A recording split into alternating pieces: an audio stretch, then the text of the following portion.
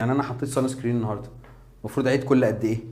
ساعتين. كل ساعتين. طب فرضا ان انا بعرق كتير، احط ولا ما احطش تاني؟ هستنى الساعتين؟ لا، ما ينفعش تستنى الساعتين.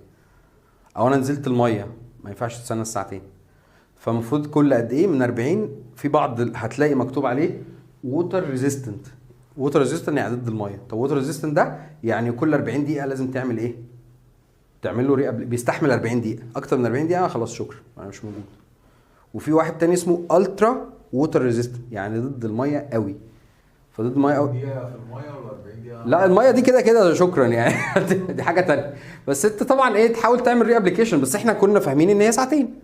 لا، في تفاصيل تانية. انت المفروض كل 40 دقيقه او 80 دقيقه على حسب هو ووتر ريزيستنت ولا الترا ووتر ريزيستنت. لا، الترا بتبقى 80 دقيقه، يعني حوالي ساعه ونص او اقل من ساعه وتلت.